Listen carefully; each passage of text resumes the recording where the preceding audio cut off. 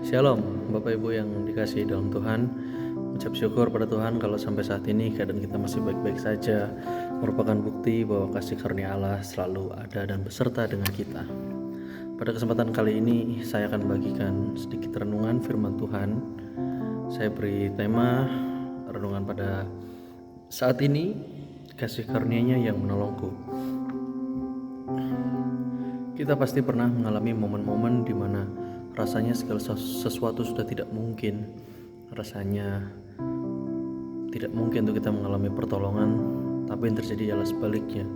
Itu merupakan bukti bahwa Tuhan senantiasa memberikan kasih karunia-Nya kepada kita. Terlebih lagi, Bapak Ibu Saudara, Tuhan sendiri telah mengaruniakan anaknya untuk melakukan karya keselamatan dengan dalam Yesus Kristus yang rela mati disalibkan untuk menebus setiap dosa kita. Saya pernah baca satu quotes dari salah satu youth pastor di Indonesia bernama Christopher Tapiheru yang berkata demikian: Dia yang tak terbatas dijadikannya terbatas, agar kita yang terbatas dijadikannya tak terbatas. Hal ini tentu berbicara mengenai kasih karunia itu sendiri, Bapak Ibu, melalui karya keselamatan yang telah dikerjakannya dalam hidup kita. Oleh karena itu, mari kita semakin mendalami, semakin merenungkan apa yang harus kita lakukan dalam kehidupan kita.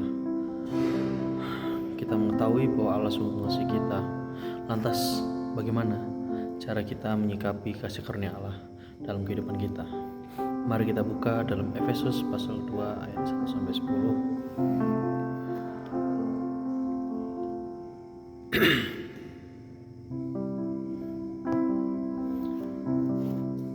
Dengan judul perikop semuanya adalah kasih karunia. Kamu dahulu sudah mati karena pelanggaran dan dosamu. Kamu hidup di dalamnya karena kamu mengikuti jalan dunia ini, karena kamu mentaati penguasa kerajaan angkasa, yaitu roh yang sekarang sedang bekerja di antara orang-orang durhaka. Sebenarnya dahulu kami semua juga terhitung di antara mereka, ketika kami hidup di dalam hawa nafsu daging dan menuruti kehendak daging dan pikiran kami yang jahat. Pada dasarnya kami adalah orang-orang yang harus dimurkai, sama seperti mereka yang lain. Tetapi Allah yang kaya dengan rahmat oleh karena kasih-Nya yang besar yang dilimpahkannya kepada kita, telah menghidupkan kita bersama-sama dengan Kristus. Sekalipun kita telah mati oleh kesalahan-kesalahan kita, oleh kasih karunia kamu diselamatkan. Dan di dalam Kristus Yesus, Ia telah membangkitkan kita juga dan memberikan tempat bersama-sama dengan Dia di sorga, supaya pada masa yang akan datang Ia menunjukkan kepada kita kekayaan kasih karunia-Nya yang melimpah-limpah sesuai dengan kebaikan-Nya terhadap kita dalam Kristus Yesus. Sebab karena kasih karunia kamu diselamatkan oleh iman. Itu bukan hasil usahamu, tetapi pemberian Allah. Itu bukan hasil pekerjaanmu, jangan ada orang yang memegahkan diri. Karena kita ini buatan Allah, diciptakan dalam Kristus Yesus untuk melakukan pekerjaan baik yang dipersiapkan Allah sebelumnya. Ia mau supaya kita hidup di dalamnya. Terdapat 3 poin pada renungan singkat kali ini, berbicara mengenai bagaimana kita menyikapi kasih Kristus, kasih karunia Kristus yang Ia telah kerjakan dalam kehidupan kita. Yang pertama ialah menyadari bahwa kita ini tidak berdaya, menyadari ketidakberdayaan kita yang terdapat pada Efesus 2 ayat 1-3. Dalam kitab Efesus ini Rasul Paulus menjelaskan bahwa kehidupan manusia sebelum Kristus Yesus menyelamatkan kita ialah kehidupan yang durhaka. Maksudnya seperti apa? Pada ayat 1-3 ini dijelaskan bahwa kehidupan kita manusia mengikuti roh-roh yang ada di dunia ini, atau roh-roh penguasa. Roh yang seperti apa? Seperti yang sudah saya sebutkan di awal, itu adalah roh durhaka, di mana pada zaman itu terjadi penyembahan berhala terhadap Dewi Artemis dan pemujaan kepada Kaisar. Namun berbicara mengenai durhaka, saya kira kita semua perlu untuk mengerti apa durhaka itu. Menurut KBBI, durhaka ialah ingkar terhadap orang tua, terhadap atasan, negara, dan lain sebagainya. Berbicara juga mengenai durhaka, ada sedikit kisah atau cerita rakyat, yaitu Malin Kundang, di mana ia merupakan seorang yang miskin dulunya, lalu hidup kaya merantau, dan ketika pulang ia durhaka terhadap ibunya. Ia mengingkari atau menyangkal ibunya sehingga endingnya dikutuk menjadi batu. Demikian juga dalam kehidupan kita, Bapak Ibu Saudara, ketika kita ingkar, ketika kita